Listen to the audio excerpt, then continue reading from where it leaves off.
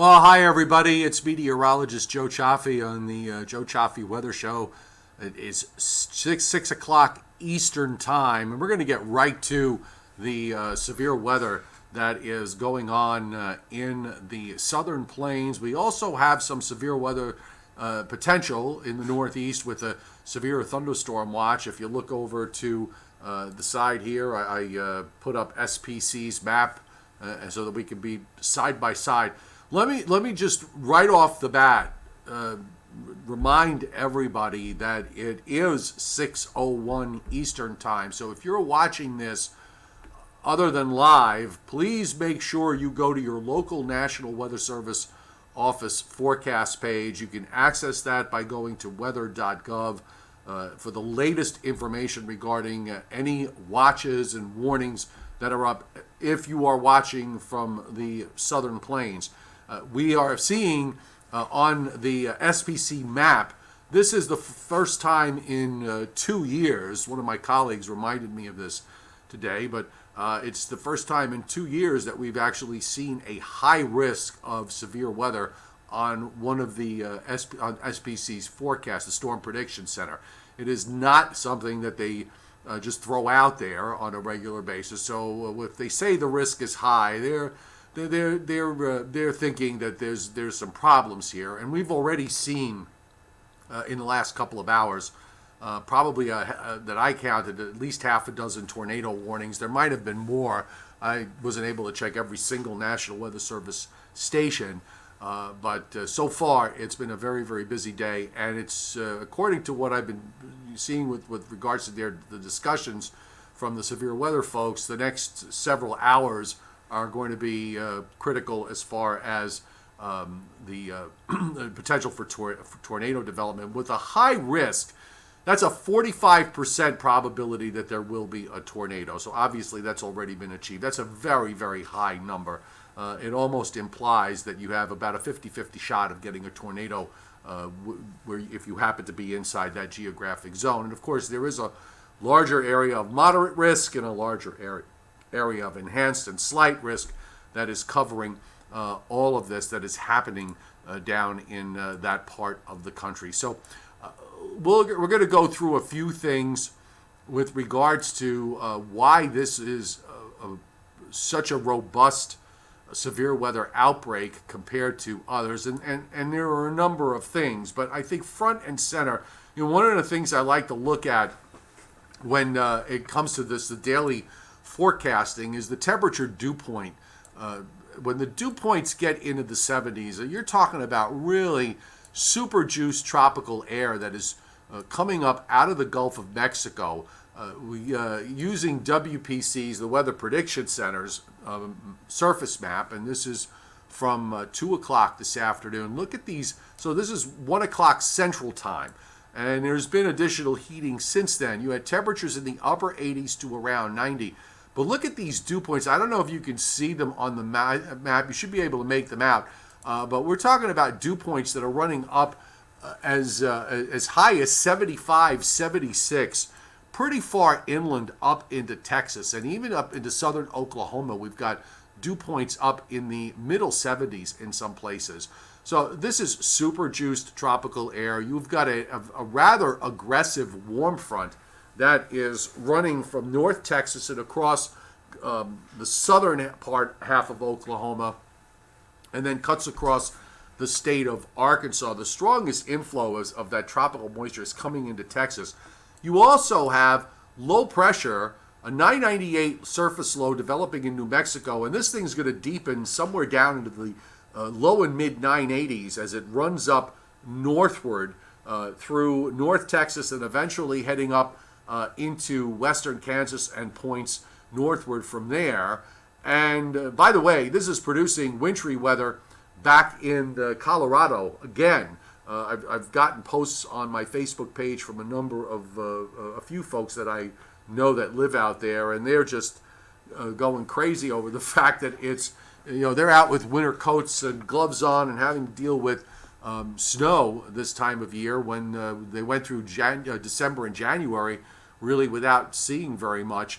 And of course, this is all due to the very active very powerful Pacific jet that just reared its ugly head over the weekend. Remember, we were talking about that fire hose jet in the Pacific. So you're getting what really looks like a late winter, early spring storm in terms of seeing a low this intense coming during the latter part of May, when it's pretty easy to get temperatures into the upper 80s, around 90 to around 90 across the Gulf states. So here's how it looks on SPC's map, which I hope will update. They have been the website, SPC's website, has been exceptionally busy, and as a result, we had a tough time getting into the website. So here's the surface map. The H's and L's aren't printed on the map, but certainly the isobars are. And you can see how tight the isobars, those southerly isobars that are running across Texas into western Louisiana, just shooting straight northward, where they're pinched and that finger is pointing northeastward through Oklahoma. So there's your warm front. The red boxes are the working tornado watches that are up at the moment, and you can't see them as well on this wide view, but I'm going to go to the tight view in a second. But the blue boxes that are showing up inside the watch box area, those are working severe thunderstorm warnings, and we have at this stage, it looks like we might have either 2 or 3. It's hard for even me to see, so I think we'll go to the close-up. 2 or 3 working tornado warnings at this point. And I just overlaid the radar on here. So it's that southern part of that. It's like a narrowing V shape to the precip shield from Kansas and Missouri going southwestward. It really narrows across Texas and northwestern Oklahoma. It's in that band that you're getting the severe weather. So here are the working tornado watches up, and as of 6:08 Eastern time. Again, I guess this is a good time to remind those of you who've joined late, if you're watching from this area and you're watching this on a replay later on this evening or tonight, please bear that in mind. Everything you're seeing is dated to 6 o'clock Eastern time on the 20th of May. You should go to your local National Weather Service office forecast page for all the latest information, and you can access your local office by just going to weather.gov, not weather.com, weather.gov. So here's the working tornado watch that is up until 11 Eastern, 10 Central. One of the things that I noticed, by the way, when I looked at some of these discussions and some of these watches in terms of the discussions that came out with them, the SPC did use the phrase particularly dangerous situation. That's not, that's also something you don't see that often. It pays very much to pay attention to what these discussions say. You can, by the way, find this yourself. There's a severe weather link on weather.gov. You can also go to spc.noaa.gov. And this is the severe thunderstorm watch, by the way, that's up for the Northeast, for parts of the Hudson Valley, north of Route 84, northwestern Connecticut, and on up through New England. And we're going to come back to this a little bit later on. Tornado Watch 197, which includes Amarillo, that is valid until 9 Eastern, 8 Central time. And I believe those are the 2 working watches that we have at the moment.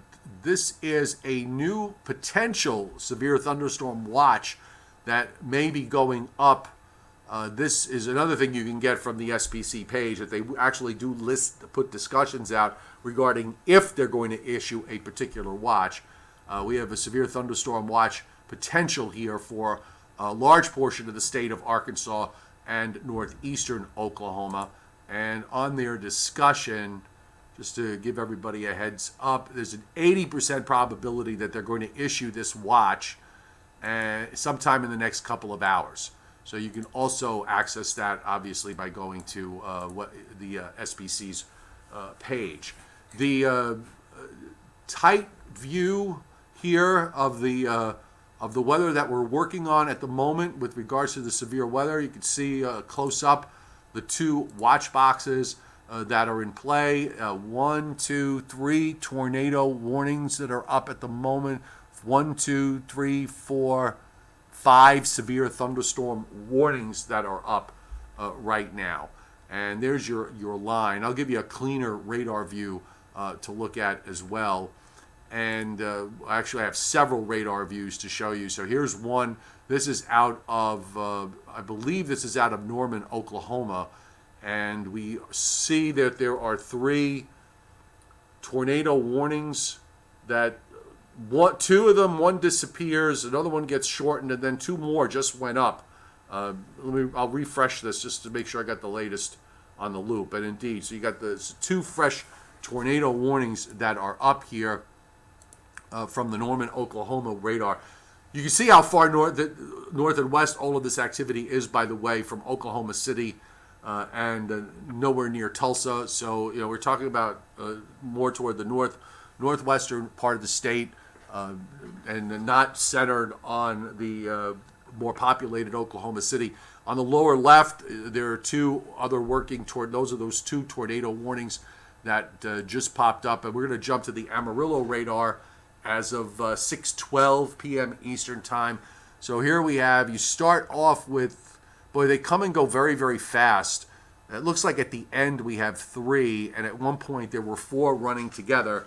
You can also see those severe thunderstorm warnings that are also up for various areas. Again, this is, Amarillo is to the northwest of where the main thunderstorm activity is, but Lubbock is getting some of that thunderstorm activity as it runs up from southwest to the northeast. The full loop from the southern plains, this is useful, so now you can see the wider view of those storms. That V shape, the precip coming to the echoes coming to a bit of a V point down through Texas and shooting on up through the northeast. A number of those warnings, by the way, indicating anything from quarter-size hail to golf ball-size hail to ping-pong ball-size hail to softball-size hail. I've seen that run all along through all of this. And here is the Weather Service forecast page from Norman, Oklahoma. So 1, 2, 3, 4, 5, now 6. As of 6:13, we've got 6 working tornado warnings, including one that's near Childress. I'm going to just take a look at this for a second because I checked that an hour ago, and that tornado warning was still there. One of the things that they talked about in their discussion, by the way, was for long duration tornadoes covering long geographic tracts. In this particular one, from Greer, Oklahoma, for example, tornado warning remains in effect until 5:45 Central Time, so for another half an hour. A confirmed tornado 8 miles southwest of Magnum, moving northeast at 30, and this was confirmed by weather spotters. They will tell you on these warnings, by the way, whether they see the rotation is on the radar, if it was actually observed. So they are warning in this case that a tornado is on the ground and to take cover. And here's another one. This is for Noble County in northern Oklahoma. Bear in mind, folks, I've never been to that part of the country. I've been to Texas, I've been to South Texas, but I've never been to North Texas, and I've never been to Oklahoma. This is where your local National Weather Service office is where you should be with regards to getting the latest information. I can give you kind of a cursory view here, sort of an overview of what's happening, but you really should be taking a look at weather.gov. Your local weather people, your local TV stations, they know that your area like the back of their hand, and I don't. So I'm just kind of giving you a heads up on that. And here's one where here's a tornado, for example, radar indicated rotation.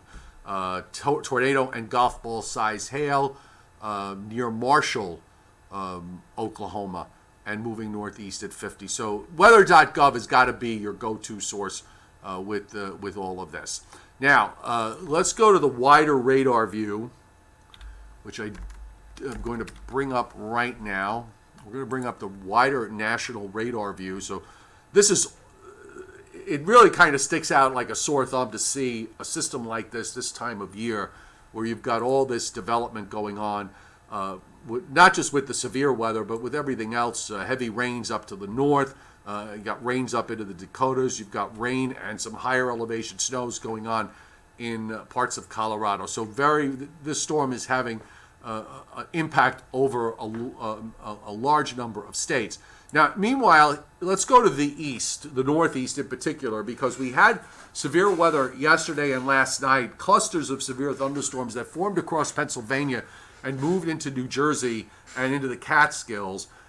We talked yesterday about the fact that the front that was coming through today was probably going to trigger the thunderstorms further to the east this time around, and that gave them less time to really get going, to take advantage of daytime heating, which was significant, by the way. We saw highs up at 90 degrees in parts of the northern half of New Jersey. I did see Toms River, for example, getting to 91. I think Newark either got to 89 or 90. I saw 89 on a print. I don't know if they hit 90 in between hours. And the storms tonight are, at least so far, I haven't really seen anything in terms of severe weather, severe thunderstorm warnings up. The thunderstorms I've been kind of saying that they've been much more subdued. They've been firing up more in toward Connecticut and points northward. So it looks like this line should move along with not a whole lot of consequence, although there looks like there's one fairly strong cell as of 6:17 Eastern Time moving out of northeastern Connecticut and into northwestern Rhode Island.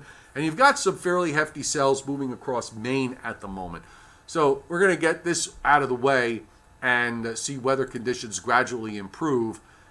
Meanwhile, there's still some rain going on up in the Pacific Northwest, and of course you're still under the influence of this trough that is causing issues with regards to the weather systems that have been coming in and creating what we're seeing right now. And by the way, the strong Pacific jet has been producing rounds of severe weather in the plains for almost a week now. So it would be nice if that pattern were to break down. I want to go back to the NAM3. I showed this morning on one of my Patreon posts, which is my subscription website, patreon.com/meteorologist Joe Chaffee. And of course, a number of you that are on the live streams every night are Patreon members. But the 2-meter dew point, I think, really kind of showed what was going on here and how extensive it was with respect to the forcing of this tropical air. And here it is late this afternoon. Look at these 70 dew points and how far north they push up into Oklahoma and Arkansas, and then jump to the other side where you're looking at these dew points in the 30s, and you can't. It's probably on the edge of your screen, but you've got on the lower left, you've got dew points in the 20s and teens in through New Mexico. Dry air and cooler air getting swept in on the backside, and also even up as you go further north, up into the Rockies. Up in the western Dakotas, and then, I'll pull the other map up. You can see it a bit better. I'm going to switch regions. I think that'll probably work better if I show it to you this way. But and I'm going to go back. I want to go back a couple of runs just to give you the view from overnight. But watch here, even from this afternoon, how those 70 from overnight, where you had 70 dew points down across much of Texas, the southern part of Texas. Look how that tropical air kind of just forces its way northward up into Oklahoma. I mean, that's, as I said, that's very juiced up air. You see the dry air back, the low dew points down through New Mexico and southward. Of course, that's sweeping in on the backside.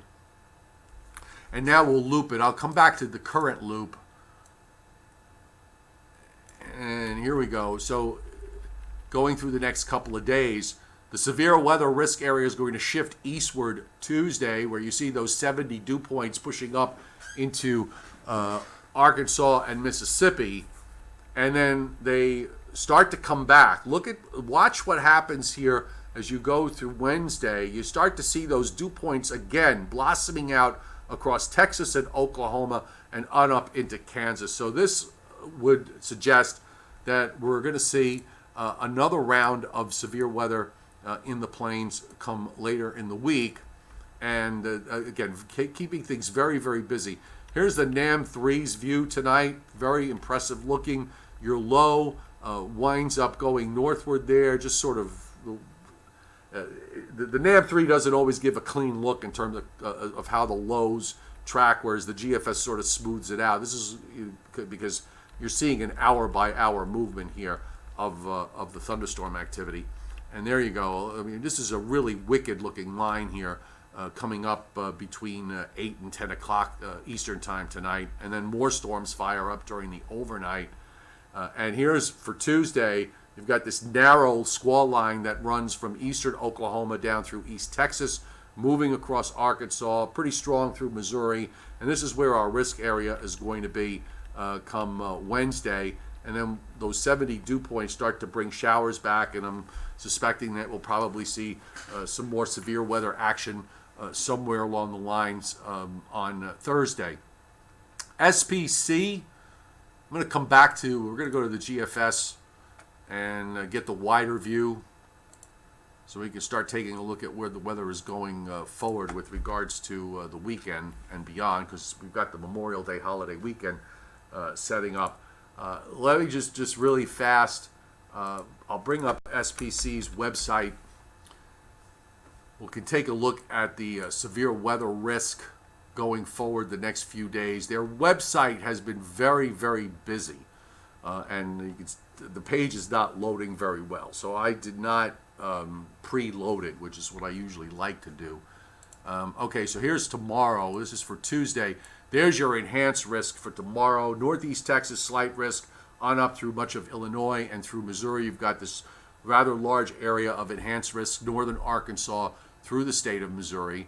And then on day 3, which takes us to, this is Wednesday into Thursday morning, marginal risk starts to blossom again a bit in West Texas and on up through Kansas. And now here's day 4 through 8, which is taking some time to load.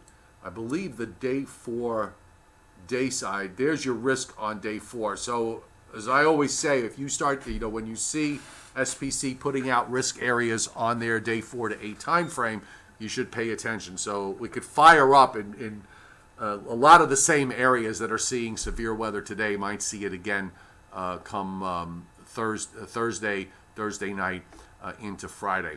One other thing I want to show you before we go to the weather going forward. A little early, but when there are systems that they're watching, the Hurricane Center does pay attention, and they've been putting out tropical weather outlooks regarding this disturbed weather. And it looks like we have subtropical storm Andrea at 6:30 p.m. Data from an Air Force reconnaissance aircraft indicating that low pressure located several hundred miles southwest of Bermuda has developed a well-defined center with maximum sustained winds of 40 miles per hour. So another tropical cyclone forms during the month of May. We've seen a few of those in the last 6 or 7 years. So here we go. Tropical storm Andrea, an advisory coming out at 6:30. So we'll come back to this in a moment, and we'll see whether they, what it says. So if it's going to have any impact, it's going to be for Bermuda. But still, I'm curious to see. I'm guessing it's got to be from what I'm seeing, where I can see the turning in the circulation is in that batch of clouds that's to the northeast. So I got to give the upper air a good look here to see where I know it looked like some kind of upper low on the west side, and I also know that the models were actually developing a low more with the clouds that are to the southwest rather than what's up to the northeast. So I want to see what they actually say with regards to all of this. This is not going to last. You'll notice on the models, by the way, on the GFS, that after tomorrow it just gets kicked away to the east. There's the frontal system that's moving through the northeast now will push it away. So this storm running through the plains gets down to a 984 low on Tuesday night. producing some snows back through Colorado, Wyoming, and Utah. I guess elevations are going to drive this. Several thousand feet or higher, I'm sure. More rains through California. And that low is tracking so far to the west that it's going to weaken as it moves into the western lakes. So I think the weather here in the east is going to be fine for Tuesday and Wednesday. Thursday is a little questionable because there is a bit of a trailing warm front out of the dying low in the dying storm in the western lakes. I don't know if we're going to get much from that. A cold front does come through here on Friday, and of course you're seeing another low that fires up in the plains and moves northward for Friday. So right now I'm kind of cautiously optimistic regarding the weekend. I think the Memorial Day holiday weekend is one where if you're going to wind up with a problem, that's the one you usually get the problem with, because it's just we're still in the spring and we're still going to be subject to all the spring nonsense, be it onshore flows, cold fronts with strong warming ahead of it, and some thunderstorms when those fronts go by. Sometimes you could be nice and cool and dry if the jet is far enough to the south, or it could be any combination of that. So this is the weekend where it's hard to get 3 nice days in a row. I guess the best we could hope for is that if we're going to get precip, it times out where it falls mostly at night and that the day sides are dry. But right now I'm thinking certainly Tuesday and Wednesday look like pretty nice days across much of the Northeast. Thursday, maybe a shower early. And then again, late Thursday night, early Friday morning, we've got a cold front pushing through. Looks like a high tries to build in for Friday and at least a good chunk of Saturday. Another front comes through on Sunday. So here's where it might be a little problematic. Does the front get hung up? Does it keep moving? That's going to be key as far as what kind of weather we're going to see for Sunday into Monday, because the models seem to be having some difficulty pushing this front all the way through. Finally gets it out of here by Monday morning. So might make Sunday a bit questionable and see improving weather conditions on Monday. And of course, here comes another storm out into the plains by the end of the weekend. Here's how the upper air shapes through all of this. And I'm going to just go back. So here we go. So watch we're now into today. And of course, look how deep the trough is in the west. And look what it came from. This is from last Friday. Look at on the left side, that unrelenting fire hose across the Pacific. Think back to how we saw this in stretches during the winter months, with strong shortwave after strong shortwave coming in to the west. This is really kind of a prolonged pattern of this Pacific jet. You would have think that by now it would have gone away, and it did for a while. And now it came back with a vengeance. It's going to try and go away again, but in the meantime, as we go through this week, you're still seeing all this energy getting kicked into the western part of the United States, and a cutoff kind of gets left behind there toward the end of the week. Meanwhile, you get this ridge that builds off the southeast. If you're in the middle or South Atlantic coast in particular, you're going to get some very warm weather going into the weekend, and with that big upper high, if it doesn't get out of the way, it should be relatively uneventful. Going into Saturday, troughing still wants to be in the west. The ridge kind of flattens a bit in the east, but there's no sign of that trough coming out of the west. It temporarily takes a little bit of a break. You get a ridge that tries to build in the middle, sort of separates or at least relaxes that unrelenting Pacific flow, only to have it come back as we move through the late days of the month, and perhaps to start us off into the month of June. The GFS is not going out that far at the moment. Let's see, at 6:30, so we do have an advisory from the National Hurricane Center. We don't have their discussion yet. So if you're plotting 28.8, 68.7, maximum sustained winds 40 miles an hour moving north, or 350 degrees at 14 miles an hour. No coastal watches in effect. Subtropical storm Andrea. I'm pretty sure that's how they're pronouncing it. The center of the subtropical storm. You can get this, by the way, if you go to nhc.noaa.gov. The storm is moving toward the north at 14, decrease and a turn to the northeast. On the forecast track, the center, Andrea, is expected to remain southwest or south of Bermuda during the next day or two. Slight strengthening is possible overnight. I really would like to read their discussion. And forecast discussion. So they basically take it east, and actually, right from 28.8, then it gets to 30.2 and 68.9, 38.1, 68.3, so 31.5. So it looks like they're going to track it south of Bermuda. Then they gradually dissipate it, which would really make sense given what's happening out in the Atlantic. We'll give you the Atlantic view here, and I'll put the surface up.